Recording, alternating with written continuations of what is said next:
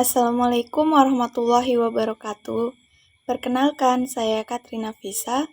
Nah, di video kali ini saya akan membahas materi mengenai hak asasi manusia. Yuk, mari kita simak pembahasannya. Yang pertama mengenai konsep warga negara. Warga negara dalam bahasa Inggris disebut citizen, dalam bahasa Yunani civic. Asal katanya berasal dari civicus yang berarti penduduk sipil, merujuk kepada bahasa Yunani kuno yaitu polites atau bahasa Latinnya civis yang diidentifikasi sebagai anggota dari polis atau kota. Sedangkan dalam bahasa Romawi bagi persekutuan orang-orang di Mediterania kuno yang selanjutnya ditransmisikan kepada peradaban Eropa dan Barat. Nah, mengenai warga negara Indonesia, secara teoritis upaya mendefinisikan warga negara dan siapa yang menjadi warga negara untuk suatu negara tidak mudah. Hal ini suatu kenyataan karena definisi warga negara untuk suatu negara berbeda dengan definisi warga negara untuk negara lainnya. Dan mengenai asas kewarganegaraan, seseorang dapat dinyatakan sebagai warga negara apabila memenuhi ketentuan-ketentuan dari suatu negara. Asas yang utama adalah asas ius soli. Asas yang utama adalah asas ionis soli dan asas ius sanguinis. Asas ius soli yaitu asas kedaerahan.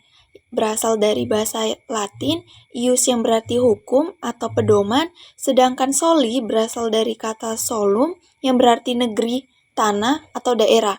Jadi, ius soli adalah penentuan status kewarganegaraan berdasarkan tempat atau daerah atau kelahiran seseorang. Dan yang kedua ada asas ius sanguinis. Asas ius sanguinis atau asas darah atau asas keturunan berasal dari bahasa Latin.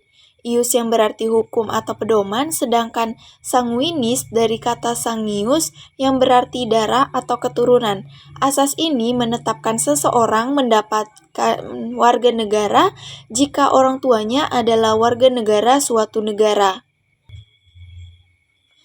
Nah, sedangkan asas kewarganegaraan khusus ialah asas yang terdiri atas beberapa macam asas atau pedoman kewarganegaraan, yaitu asas kepentingan nasional, asas perlindungan maksimum, asas persamaan di dalam hukum, dan asas pemerintahan.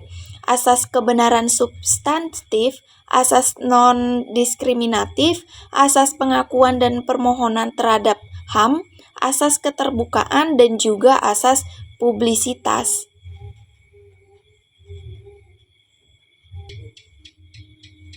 Selanjutnya mengenai konsep dasar hak asasi manusia.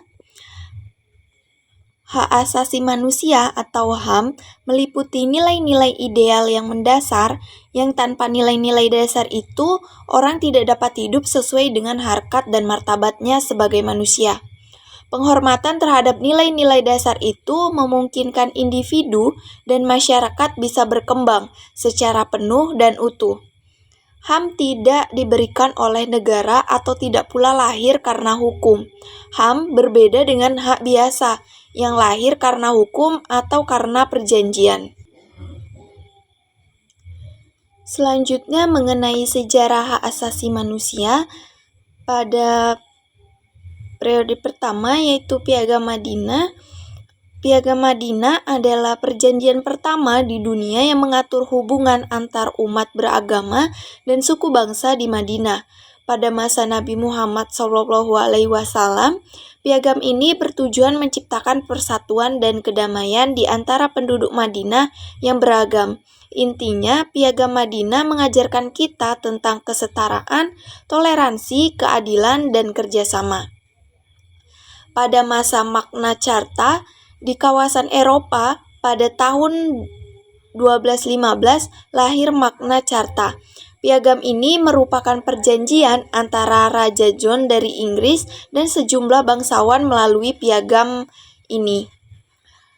Dan masa yang ketiga ada masa Declarative of Independence.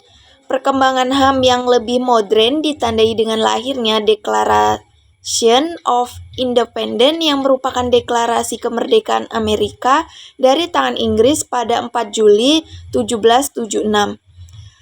Masa yang keempat ada Declaration des Gloires de l'Homme et du Citoyen. Di Prancis pada tahun 1789 lahir pernyataan Declaration des Gloires de l'Homme et du Citoyen yang pernyataan hak-hak manusia dan warga negara. Selanjutnya mengenai prinsip-prinsip hak asasi manusia.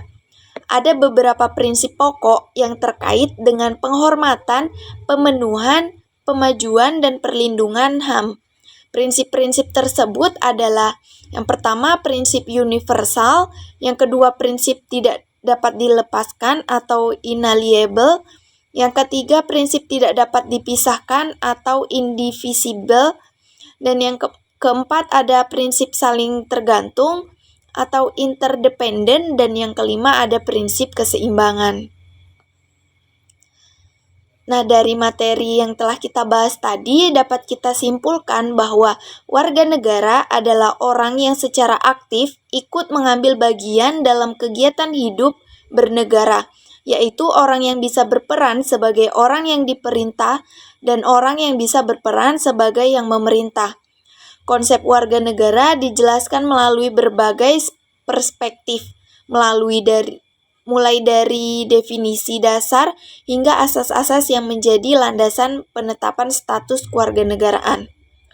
Sejarah panjang perjuangan HAM di dunia, dari Piagam Madinah hingga deklarasi-deklarasi modern, memberikan gambaran jelas tentang evolusi pemahaman terhadap hak-hak fundamental manusia. Konsep warga negara dan HAM saling terkait erat. Status sebagai warga negara memberikan individu akses terhadap berbagai hak dan kebebasan yang dilindungi oleh hukum. Baik individu, kelompok masyarakat, maupun negara memiliki peran penting dalam mewujudkan dan melindungi hak asasi manusia. Demikian pembahasan materi mengenai hak asasi manusia. Semoga video ini bermanfaat. Sampai jumpa di video selanjutnya. Wassalamualaikum warahmatullahi wabarakatuh.